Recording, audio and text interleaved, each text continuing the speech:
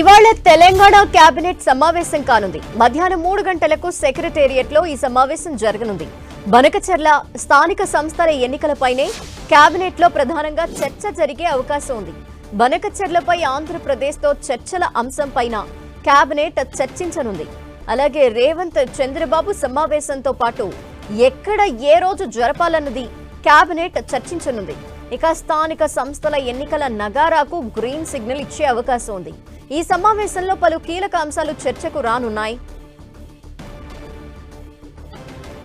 మరిన్ని డీటెయిల్స్ మా ప్రతినిధి కొండల్ అందిస్తారు. కొండల్,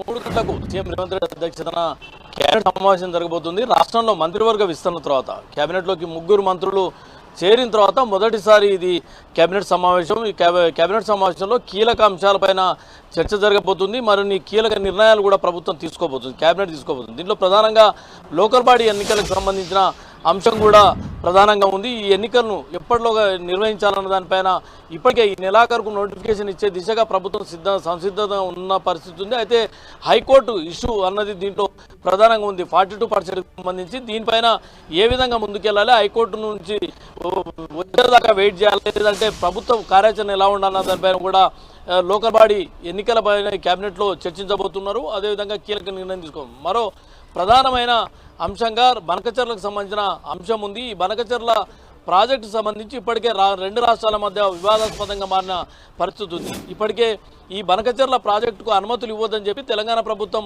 పూర్తి స్థాయిలో ఒత్తిడిని ఎఫర్ట్స్ అన్ని పెట్టిన పరిస్థితి ఉంది. ఢిల్లీ వెళ్ళి కేంద్రానికి విజ్ఞప్తులు కూడా చేసింది, ఫిర్యాదు కూడా ఏపీ పైన ఫిర్యాదు చేసింది.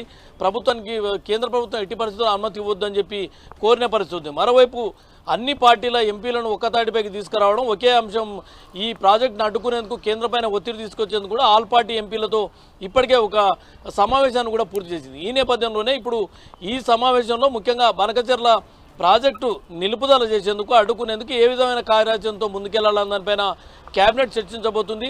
ఇంకా ఈ 2 రాష్ట్రాల మధ్య చర్చలతో సామరస్యపూర్వకంగా సమస్యను పరిష్కరించుకునే దిశగా ముందుకెళ్లాలని తెలంగాణ ప్రభుత్వం భావిస్తున్న నేపథ్యంలో ఎలా అధికారులతో మంత్రులతో కమిటీ చర్చ జరపాలన్నా, మొదట అధికారులతో చర్చ జరపాలన్నా, లేదంటే 2 రాష్ట్రాల ముఖ్యమంత్రులు భేటీ అయి చర్చించాలన్నా అన్న దానిపైన ఈ కేబినెట్ సమావేశంలో ఒక కీలక నిర్ణయం తీసుకోబోతున్నారు. దీనిపైన ఒక క్లారిటీ రాబోతుంది.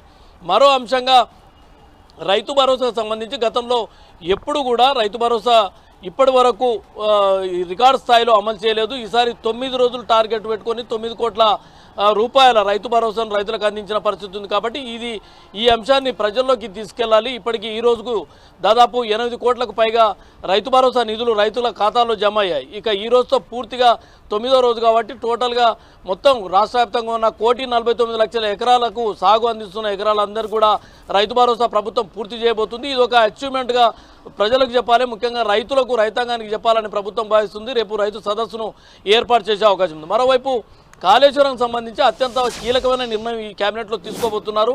కాళేశ్వరం కమిషన్ సంబంధించి ఇప్పటికే రాష్ట్ర ప్రభుత్వానికి లేఖ రాసింది.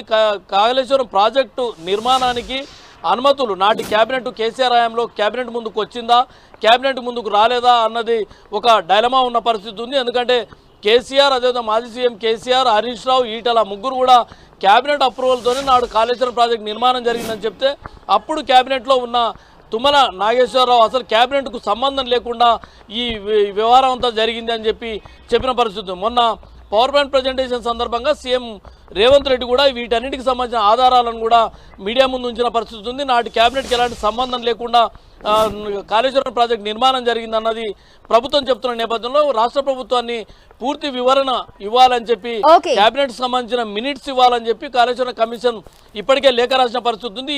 ఈ మినిట్స్ కు సంబంధించి కాళేశ్వరం కమిషన్ కి ఈ నెల 30 లోపు ఇవ్వాల్సి ఉంది. కాబట్టి దీంట్లో ఈ కేబినెట్ సమావేశంలో చర్చించబోతున్నారు. దీనిపైన ఒక కీలక నిర్ణయం తీసుకోబోతున్నారు.